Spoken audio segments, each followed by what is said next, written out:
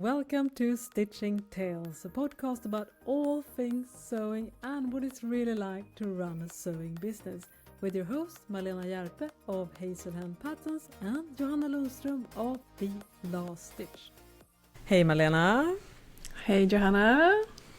Today we're going to talk about a topic we have not really talked about before. Can you imagine? There are even more things to talk about. Yes, we still have themes and areas where we have not discussed things. We have mentioned it a little bit here and there, but not a full dedicated episode.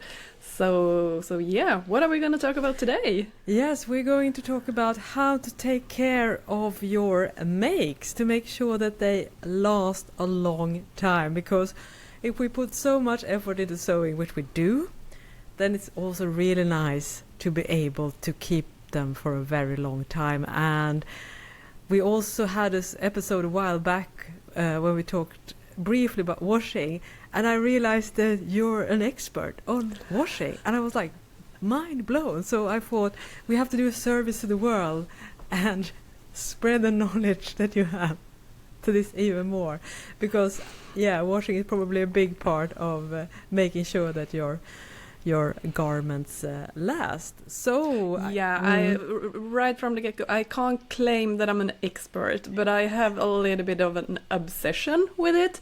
But no, I have not. I think I'm a little bit too scared and very careful when I wash my garments. So it's a very low temperature, and but then clothes can get a little bit of a funky smell instead. So I have not figured out the perfect method yet. And then again, clothes, even though how good you take care of them, they do have an expiration date. I mean, they can't last forever. They will be worn out at some point, unfortunately, even though they can last for decades. But yeah, if you wear and wash, they do have an end date, even though we don't want to admit that. Yeah, because I was thinking maybe if we could start, I guess how long they last is also very much based on what type of fabric you are sewing. So perhaps we could do first like an overview of a few fabrics and see which one are more durable and which one you might not be able to wear for decades, I guess. Because for instance, lightweight cotton, I've found that I love making blouses in like lightweight cotton, like summer blouses, but I've found that after a few years they start to like a little bit crack in the seams or slightly, get a little bit worn out. So when you, especially with those areas where you have some friction like underneath the arm. So I wonder if cotton, how would that rate? I guess it's something that goes into production as well. You have to think about what are kind of fibers that are more durable and what type of fibers are a bit more delicate. Yeah, I mean, generally speaking, natural fibers like cotton, linen, wool, they do age while you wash them. I mean, that's just in their nature. They are natural fibers. Also like viscose and rayon, and those are natural fiber in its origin, but the process making the fiber is not synthetic, but like very heavily chemically based. So they are like in between, and then the synthetic fibers, they don't age in the same way as natural fiber because it's plastic more or less. So they do last a lot longer, but it depends a little bit also how they age in what way. I mean, synthetic fiber, some of them can last, forever, more or less. As I said, they don't age. But then again, they can be more sensitive to the sun and to chemicals. Like, for example, if you have a deodorant or something like that, then they can. It's almost like a chemical reaction to the fibers when the different chemicals meet, and they can get color changes, color shiftings. So it really depends, like also like, and the pilling is a little bit different on synthetic fiber compared to natural fibers. So they do all age, but in different ways. And I mean, natural fibers also depending a little bit on what kind of treatment they have been done, like the kind of colors and the things. Like they do, if you put a linen garment in the compost, it will disappear eventually. It will deteriorate. Sorry, the English word now. Deteriorate. Sorry. Yeah. Yes. It will become disappear. Disappear. Yes. It will disappear. Yes. Well, if you do Break that down, to a synthetic sweater, if you put that in a compost, nothing will happen. Basically, it takes like hundreds of years before that will disappear. I don't think it even possible to do that. So it, they do. Their life is kind of different, natural fiber compared to synthetic fiber. So here's really important to choose the right fabric for the right project. Again, synthetic fiber, there is definitely a place for it in the fashion clothing world, but not as fast fashion, where you're supposed to wear it twice and then it's out of fashion. It's like no, but no, that's the complete opposite, because they will last forever, that material. So instead, synthetic fiber, think of active wear, like workout wear and swimwear. Well, natural fiber is not working as well. So think of it how you want the garment to be used, that choose the correct fiber from start. Yeah. But yeah, they do age in different ways. Yeah, and it's really difficult to say that all polyester age like this and all cotton age like this, because it also depends on the quality of the fiber, how long they are, how also with the fabric, how thick it is, stable it is, how like tightly woven or knitted it is. The looser, the softer, the thinner, obviously it's gonna be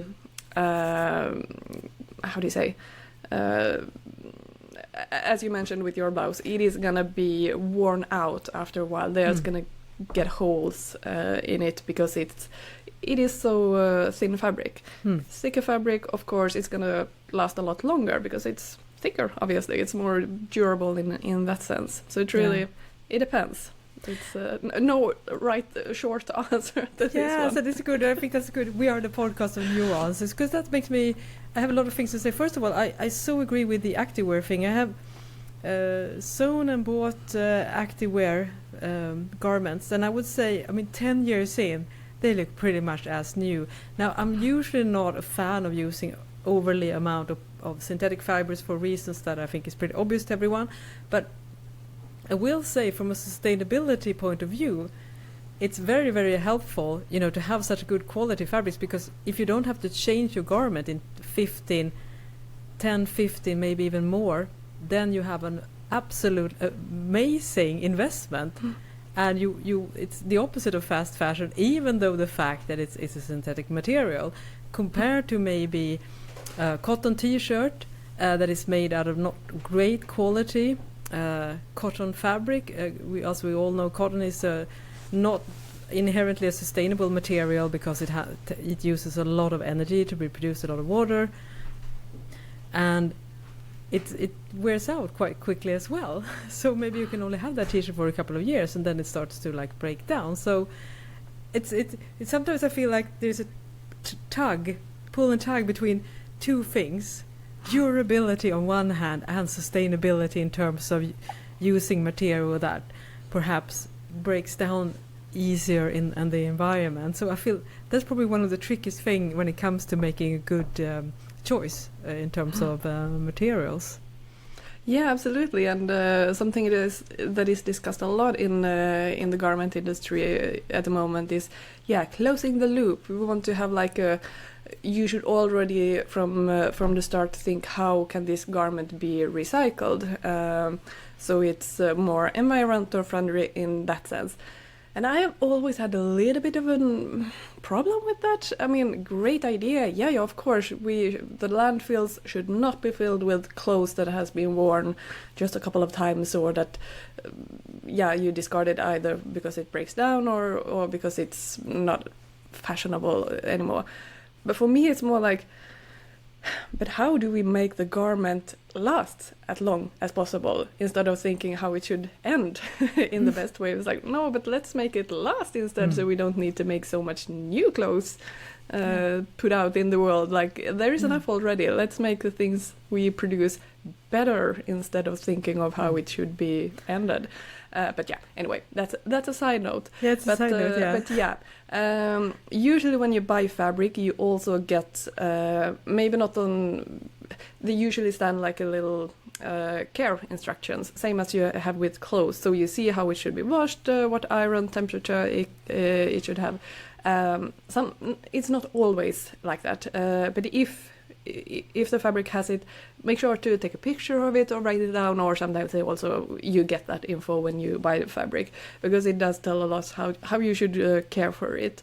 Sometimes when it's dead stock material, like leftover fabric from production, and the fabric shop just buy in a bunch of fabric, then they don't usually get those care instructions. So then it's a little bit guesswork, both what kind of material it is, but also how to take care of it.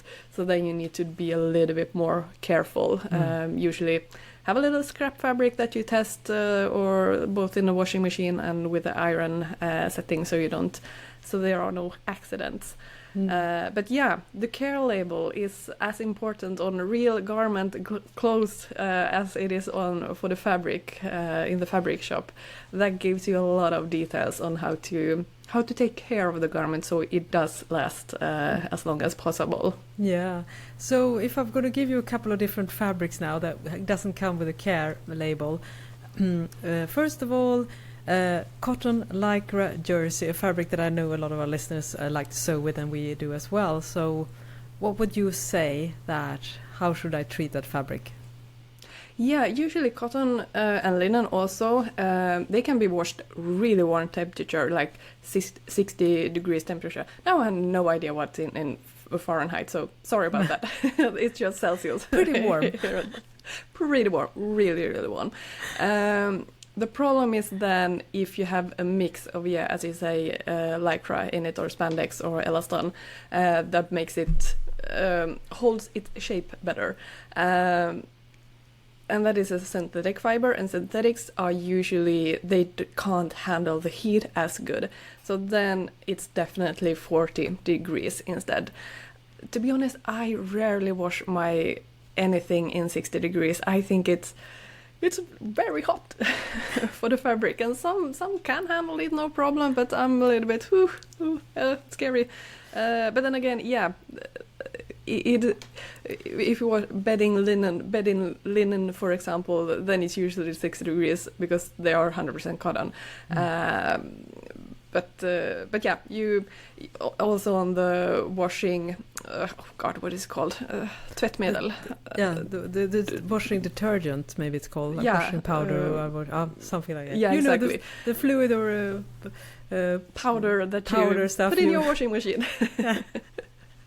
I mean, that usually says like, oh yeah, you don't need to have that high heat. It washes as well in lower temperature. So here, please give us your. Does anyone have great information about this? Because I'm very hesitant to washing in really warm temperature. But then again, sometimes you kind of need it to get a really good clean. But as a rule, synthetic fibers no more than 40 degrees, because it will plastic. Yeah, it can be damaged. It's usually on when it's a cotton elastan mix. It's usually that the elastan then breaks down and become weaker, and when you wear it, that's usually when the fabric starts to bubble up like in some areas, and you see like almost like see-through threads are starting to stick out, then it is the elastane or spandex lycra that has broken in the fabric and it's not functioning anymore. So definitely in those material mixes, lower temperature is actually a lot better, and some synthetic even have like maximum 30 degrees, so be really careful with those. And usually cotton, then when you wash it, they also require, there are like different washing settings on the machine, usually like if it's cotton or synthetic, and usually synthetic, I think, now I'm a little bit guessing, please correct me if I'm wrong, then it uses less water also in the machine, because synthetic, they don't absorb water since it's again plastic, so you don't need the same amount of water, while if you are washing cotton, linen, they absorb, the fiber absorbs water, so then you need more water in that washing program. Does it make sense, or am I making things up now? This is what we're here for, doing the nerdy deep dives. Yeah, so I mean, which means like basically you can wash synthetics in a cotton program, it just uses more water. I don't know if the program is also a little bit different on how roughly the washing machine is handling the garment or not, but I'm a little bit unsure there. But usually it's the amount of water that is different. I actually, while you spoke, I actually tried to see You're fact-checking me in real life. No, I would never do that. Or maybe, but no, Please I was trying to how does it convert? So we're talking a lot about 40 degrees, which is mild wash in Sweden. Sometimes it's also labeled as it could be 30. It's apparently it could be the warm setting. So the cold setting, according to AI, I'm sorry here if that's also, but it's 40 degrees Celsius, it's 105 Fahrenheit. So if that's your jam, maybe that makes a little bit of sense. Now, I'm very curious about the 40 degrees settings. In general, I see both when it comes to when you buy fabrics in the shop and also the finished garment, they are, just like you, most manufacturers err on the safe side. So even though if you would look like just a fact, so for instance a pure woven cotton fabric should handle 60 degrees cotton from like a perspective of the fiber and how it acts, just like you said, but you hardly ever see that number now. 60 degrees, I'm sorry I can't convert that down to, but it's obviously warmer than but I very seldom see, if I buy a cotton fabric or if I buy a cotton shirt, I hardly ever see it says 60 degrees, even though it's 100% and woven. Why do you think that is? Yeah, it could also be a little bit with the color or print treatment. So the fiber might be able to handle the heat, but the color or print maybe can't handle it. So yeah, it varies, and I also feel like thinner fabric are a little bit more sensitive compared to a thicker fabric. But I don't have a straight answer to that, but usually they also, especially also if you have like a print that is, there are so many different types of prints. Like some are like the fiber in itself has been colored, but I have kids, so a lot of their prints are like it's like a plastic print on top of your garment, and that definitely can't handle that kind of heat. So it really also depends on what else is there on the is it just a cotton t-shirt, or is it actually having some print or something on top of it? So it might be because of that as well. But I do feel it's a little bit like playing it safe. Just add 40 degrees and that will definitely handle it. Yeah, it's also of course an environmental issue there as well, like the lower temperature, the less energy it requires, so we shouldn't wash things in a high temperature just because they rather have it a reason for to do that.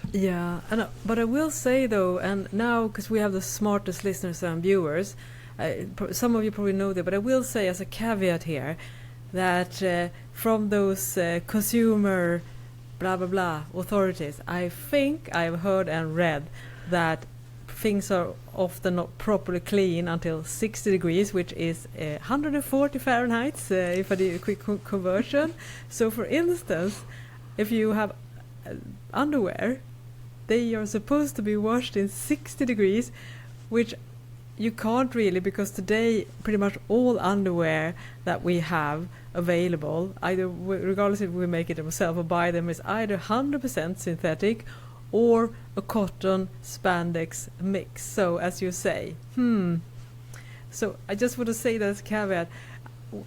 I don't know if it gets properly clean, because I've heard this, and I'm sorry I say heard it, but that's a good thing. Keep the conversation going in the comment section and tell us how that really works, because I just want to say that so we don't get I totally the hygiene police after us.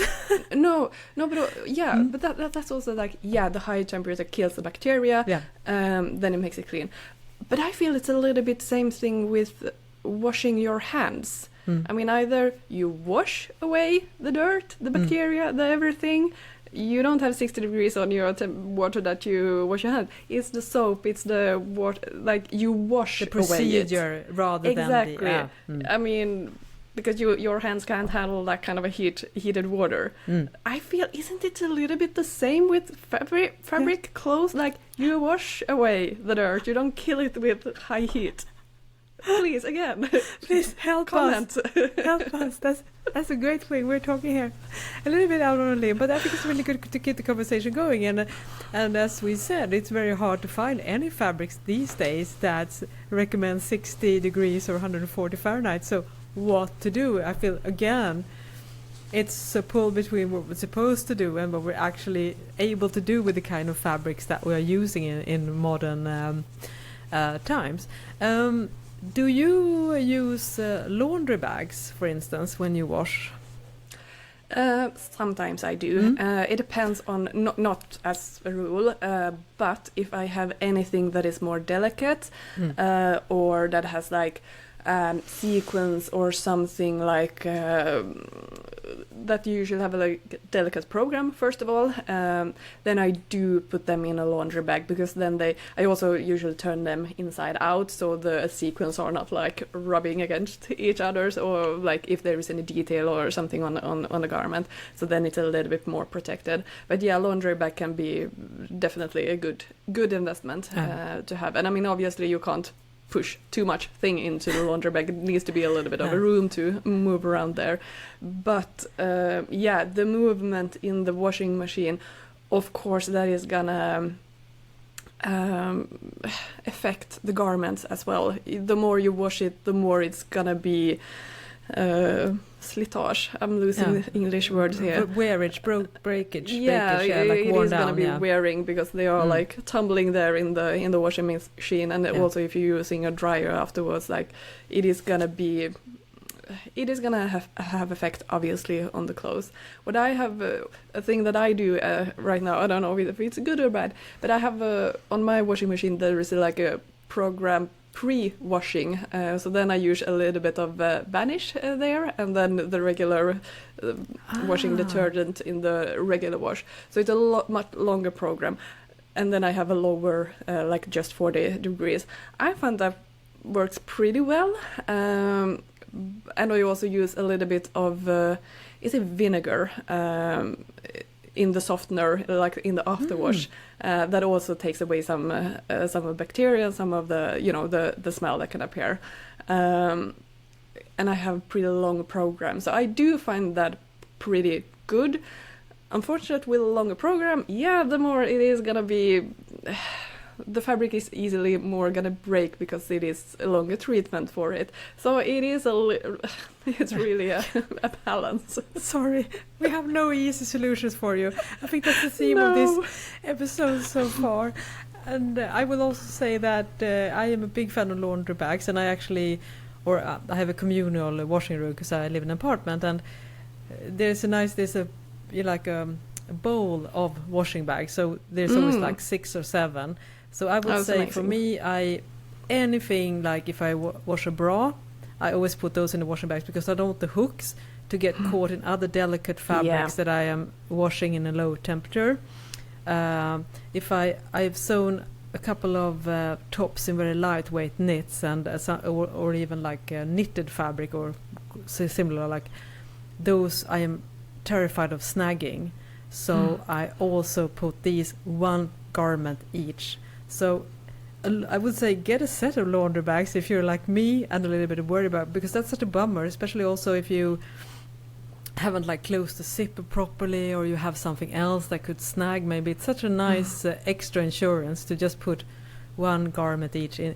And I've also, speaking of, and I'm not sure if this helps, but speaking of my beloved easily broken down cotton summer blouses, I've also actually started to put these in a separate laundry bag because I'm so disappointed about this, because I love, like, you know, Costa Batiste and and it like screams breaking down as soon as it sees the washing machine. It's almost see-through already with just the fabric. Yes. No, but I 100% agree with you there. Use laundry bag because it is so much more a sensitive way of washing. And also there are usually, I mean, always on washing machines, I would say, like a delicate program that is more like for...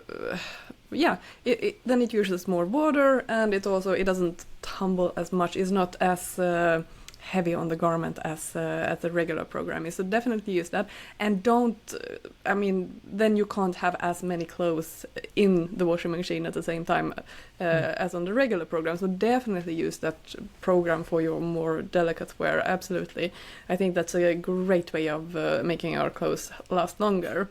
And one thing that we haven't mentioned at all, silk and wool. Definitely, usually they have like their own separate programs for these materials. Definitely you need a lower temperature, and you also need their own washing detergent. Can't say the word. Detergent. It sounds like this detergent is something else, but who knows? Yeah. Doesn't it sound similar? But the washing liquid powder thingy that keeps your yes, exactly, clean. That one, the thingy. No, because these are natural material, and if you use just the regular ones, the silk is gonna be dried out. Basically, it's not gonna last. And if you do it on wool, I mean, haven't we all washed a wool cardigan or two in the regular settings with the regular thingy, and it will shrink. Yeah. And you won't be able to unshrink it. It is destroyed. Happened too many times. That's why my husband is not allowed to wash my garments anymore. I'm not bitter. But just it a still tiny hurt. bit. Just a tiny bit. Yes. I think your voice can tell. I think everyone listening can tell. Everyone can read in between the lines. No, but the thing is with wool, since it's hair basically from sheep or from some other animal, and the hair has scales. I mean, your regular hair has scales on it as well. And the thing is, in a regular washing machine, it can be, the program is like set with cold and hot water, like in between. Like back and forth in temperature, and that makes the scale go up and down on the wool fiber. And if you are using a regular detergent as well, it will start a felting process, and then it will be shrinking. So you have to use a lower temperature and a special detergent. If you are washing by hand, I would rather use a regular shampoo compared to a regular detergent. Because shampoo is for hair. I mean, that's more sensitive to wool, cashmere, those kind of fibers as well. It's more, purposefully for hair. So wool, cashmere, anything hair, angora, mohair, like, be super careful and picky with what kind of detergent you are using there. And usually wool, it's probably, especially if it's knitted wool, like knitted garments in general are a little bit more in their structure, a little bit more, how do you say, woven is more durable in that sense. Yeah. Knits can lose its shape while you are washing it, so in general, knits, be a little bit more careful with the washing program and how you handle it, so it will last even longer. And usually on knits on wool you can get a little bit of pilling. That's natural as well, like I mean, to a certain degree. Obviously there could be bad qualities as well, and it will pill horribly, but use one of those pilling machines to remove the pillings. It will, if you have a sweater and you do that, it will look as new again. So don't that is a really good investment for your clothes, I would say.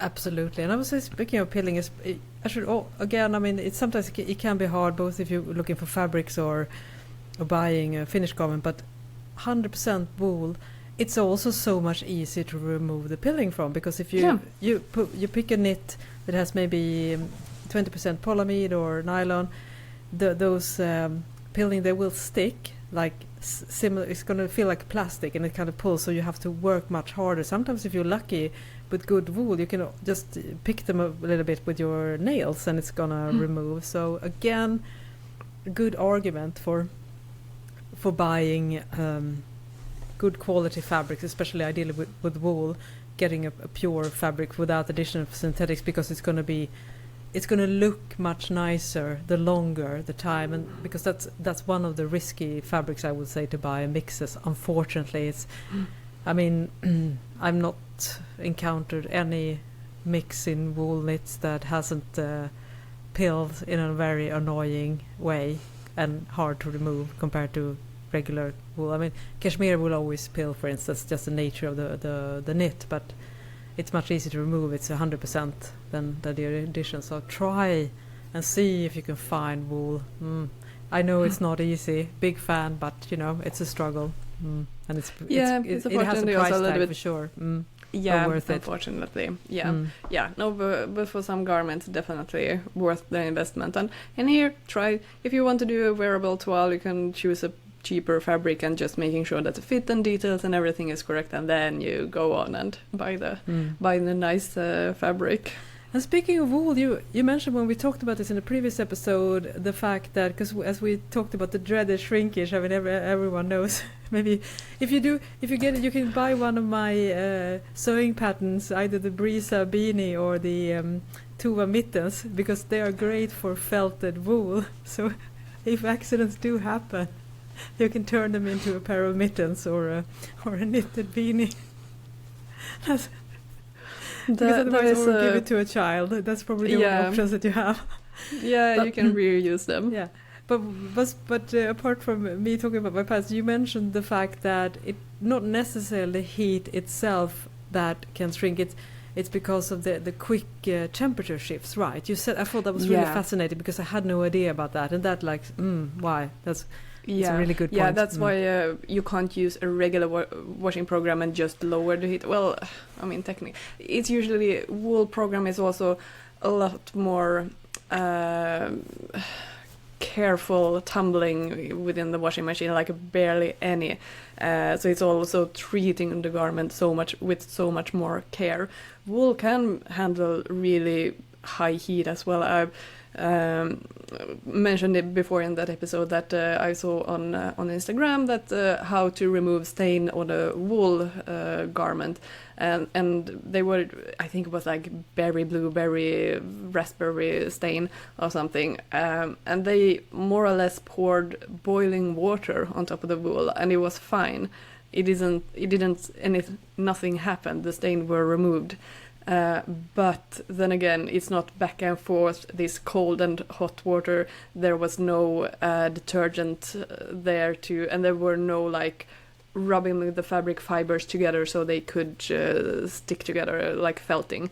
So it does require a little bit more of a gentle treatment, I would say.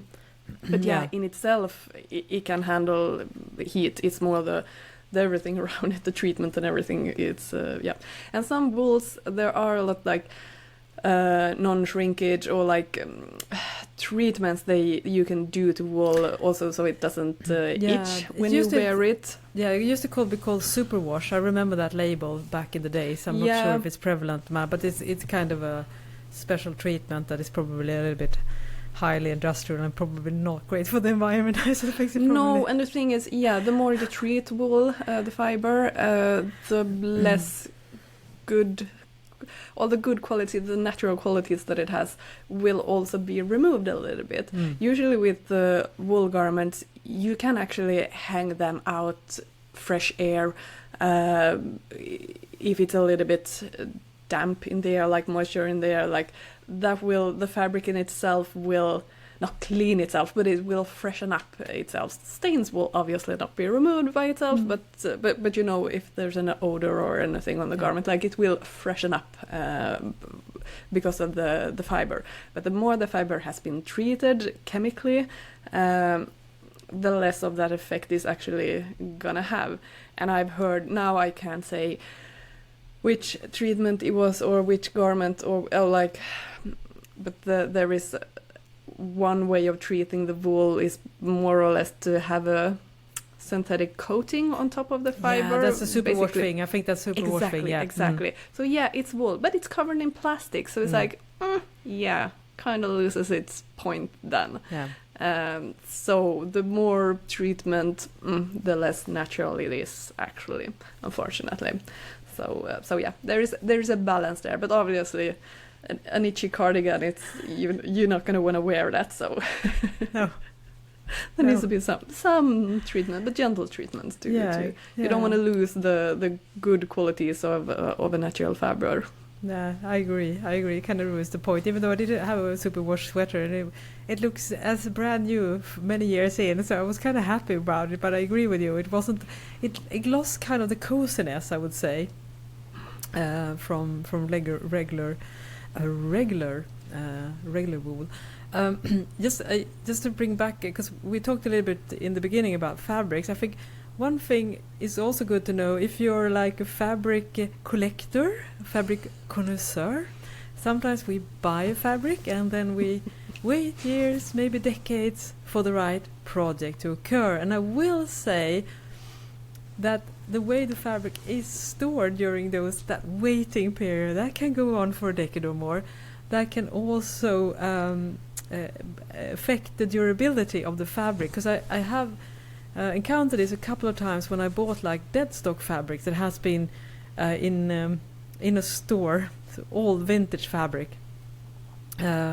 Once it was a linen fabric, and once it was really nice but very old cotton corduroy that I bought, like vintage kind of fabric, and unfortunately both these didn't really held up for wear, and so again, storage of the fabric does matter, I would say. So ideally you probably shouldn't have your fabric in direct sun during the daytime.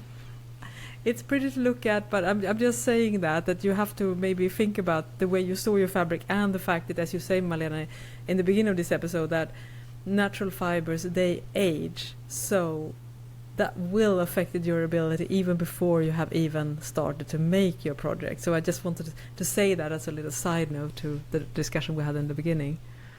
Yeah, and that's a good point also to remember when you, in the summer, if you are drying your garments out in the sun, don't let it be there for too long. Like, forget it for a couple of days there. Happened to me once or twice. I also had garments then that are like totally sun bleached on one side, but not on the other, because they were hang drying. It was like so annoying. But yeah, the sun can be pretty strong, and that is also how you dry your clothes. Super important there as well. If you have thicker knitted fabrics, don't let them hang dry. Have them on a flat surface or something, so it won't be stretched out. It can really, and also don't. I never have any sweaters, anything on a hanger. I always fold them in on a shelf, so it doesn't become they don't grow when they are on a hanger. Sometimes when you see garments in a store and it's just like it has grown like 10 centimeters or something just by the weight of itself, it's just like, oh, don't do that. You are destroying the garment already before before you even buy it. It's like, I agree. I'm actually a big fan. I don't know if it's but the kind of rolling techniques, that's what I do with all my tops and knitwear that I have. I just roll them, and I find that even if they just a little bit of wrinkles, maybe it just as soon as I put it on my body, it's gone. So I agree with you. All knit tops that I've done and cardigans, all that kind of stuff. I mean, unless it's more of a stable. So if you're watching the video version, I'm wearing my AV cardigan pattern, and it's made of a very stable knit. So that I have on a hanger because it acts more like a jacket. But for those lightweight cardigans that I have, I just roll them as well. Like you could probably Google that method. I think it's really good. It's definitely changed my life. I would say that. I don't know if it's a Marie Kondo thing. It's probably too many people came up with the same idea. But I don't know if you do that too. You roll or you fold. But I think it's a good way to remove the wrinkles, to minimize them, to do the rolling. Yeah, usually I just I fold them, but they do recommend that when you're traveling to roll everything up because, as you said, there won't be these wrinkles in the same way as if you fold several times and they get these creases. But yeah, be super careful with how heavy the garment is, and be mindful of that if it's gonna. Same with woven as well. If it's delicate fabric, but it's a lot big dress, it might be good to not have all the weight on just tiny shoulder straps because they are gonna be some. It's gonna be very heavy for it. It's the same when you're drying the clothing as well. That you have to think about that. For instance, if you dry things on a hanger that has built-in instability, so to speak, it's definitely going to act. So, for instance, if you hang like a delicate wool top or something, like it's going to be like really long. So ideally, you should dry everything flat. I will say I'm not always able to do that in my communal washing room, so I definitely cheat a little bit about that. So it all depends a little bit on the fabric, but the most delicate one, I definitely try to dry lying flat, because I think that's the general recommendation. I mean, my basic T-shirt, I don't care, but no, that's and they are usually not that big and that heavy, so it's fine to hang those. But one thing we haven't mentioned is colors. One reason why everyone is recommending to pre-wash your fabrics, it's not just because of the shrinkage, but it's also if it's a completely new fabric, they can bleed. The color can bleed, and if you're washing, if it's just similar colors, then it's fine. I mean, it's just a black machine. It's fine if one color is going to bleed. It's black anyway. But if you start to mix a lot of colors, it can become a gray mush out of everything. So the thing about keeping white washes, black washes, and light colors, dark colors, like keeping them separate, there is a point to it. And I noticed that especially red colors might bleed a little weirdly. I agree. But usually, red is the worst offender.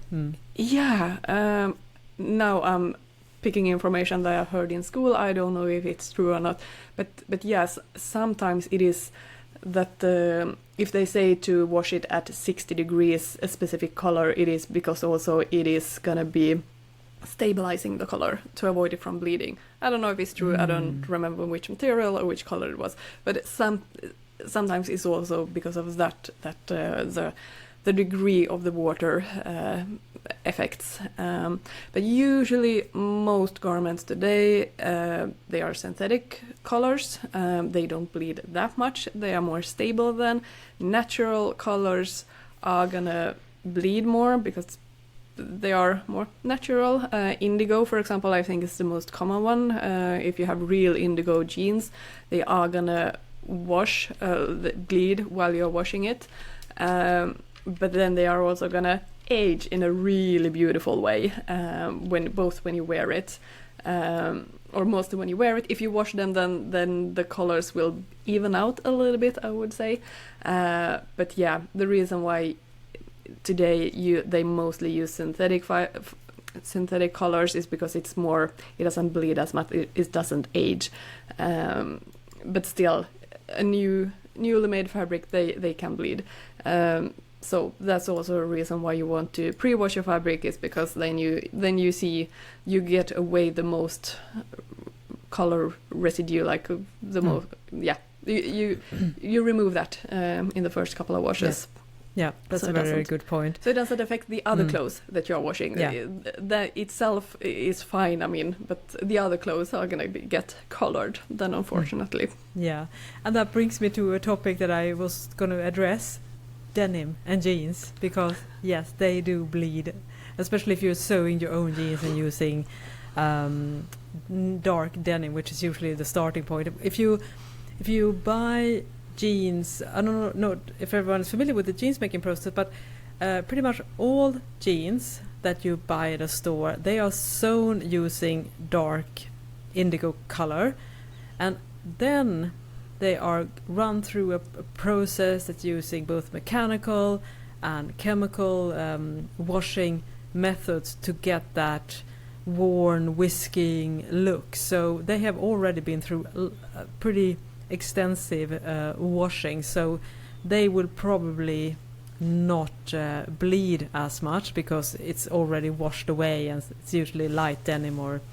but if you are sewing your own jeans, or if you're buying dark jeans, it's gonna bleed for several washes afterwards, and you could probably see that if you sit on a white sofa with it's dry rubbing. It's it's I have like inside a jacket that I have, the lining is kind of like bluish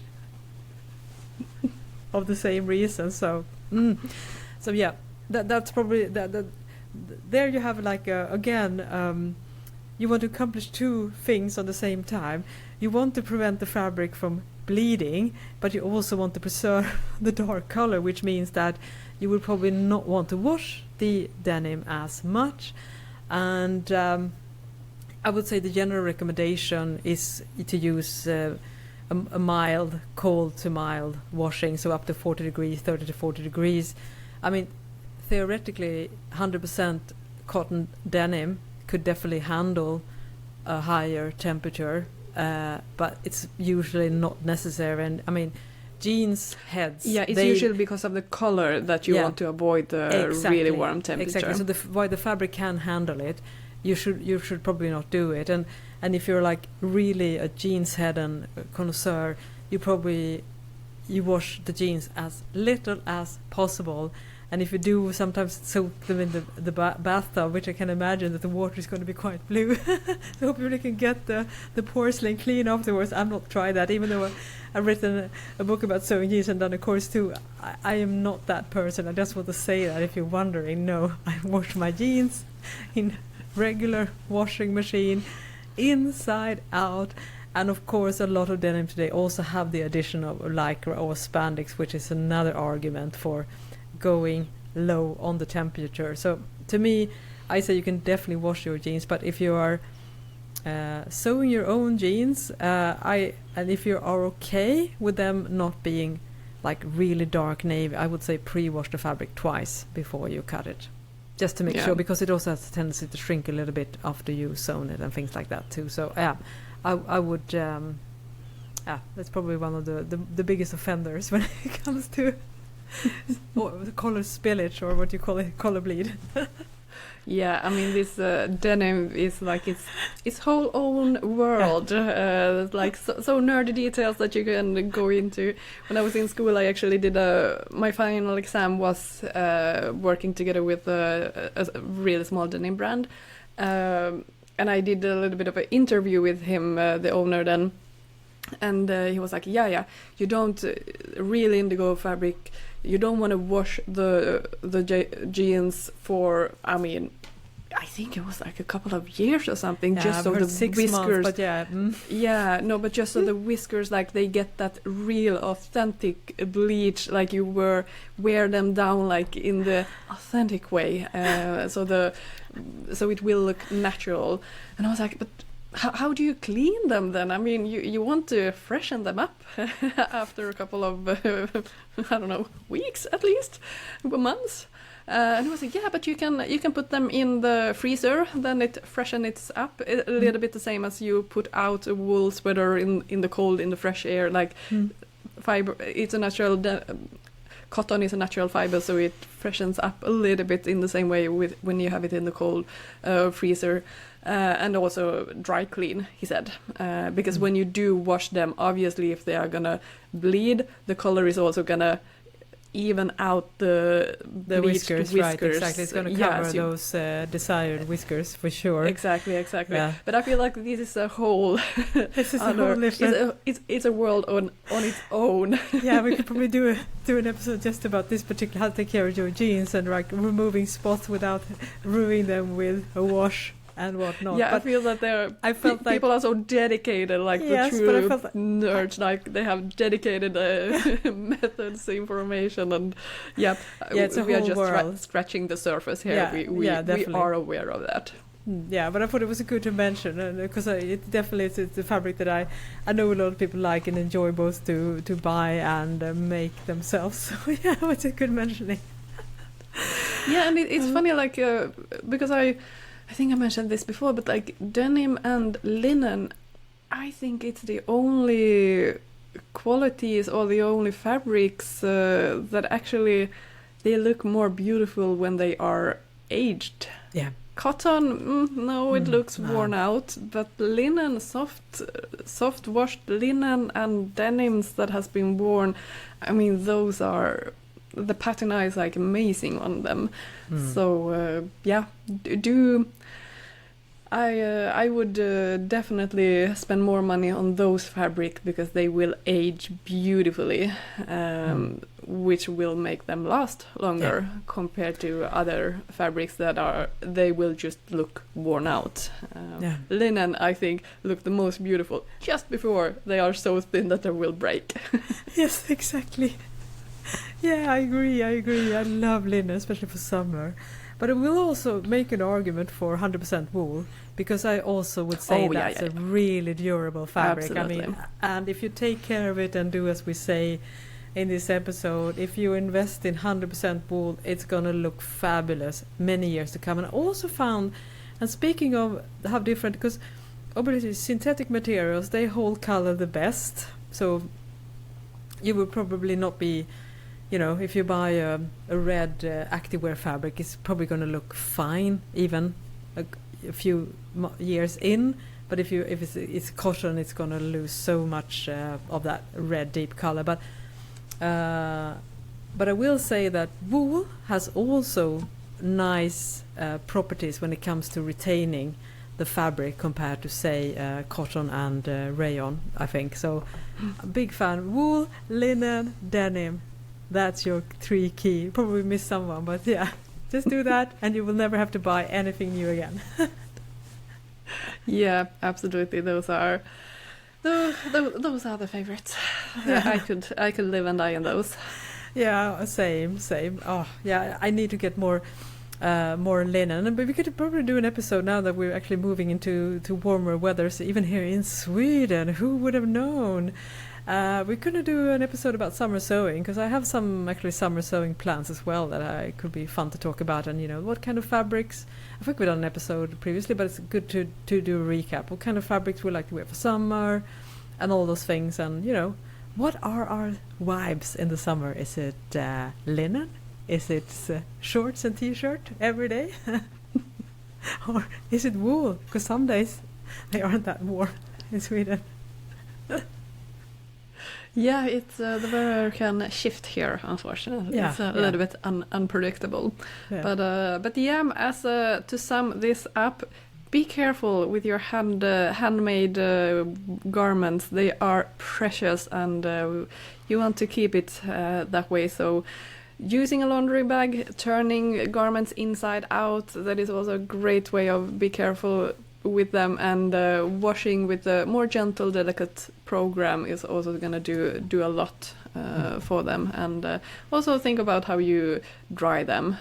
If it's the tumble dry is gonna the ones that are selling the machines, it's like, no, it doesn't break down the fabric anything at all. It's like, well, I mean, I can see them tumbling around there. Of course, there is going to be more damage to them if you use that. And also, yeah, I don't know if that's in all, because you have this pilling filter, you know, because when you do the tumble dry, you get this all the filter, and that's basically rubbed off fibers. So I think I agree with you. I think that's the point. If it's being rubbed off, it does say something. Yeah, it's easy to get the impression that yes, it does wear the fabric down a little bit. So I actually only tumble dry my sleep what do you call it? Duvets, things like that, bed linen, bed linens, and towels and towels stuff like and that. Things like that. You know, probably I've never ever tumble dry, for instance, something made from knits. At least not intentionally. Accidents do happen. Oh, but it was such a fun and interesting episode. And of course, remember to drop us a comment, correct us. Maybe you have some other information as well that we forgot to talk about, and we can probably expand on this topic as well. And we haven't really talked about other things like mending and all the things you can also do as well when to make your garment. Yeah, that's a future episode. Mending things. Yeah. There are different techniques and tricks and things to do there. So yeah, let us know like if you have any great tip about taking care of your garments, washing related or anything. Just let us know. We'll keep the conversation going. 100%. And you can find us either on our Instagram account stitchingtalespod, on our YouTube channel stitchingtalespod, and you can email us at stitchingtalespod@gmail.com. So, thank you so much for listening. I am Johanna Lundström. And I am Malena Hjerpe. Bye bye. Bye bye.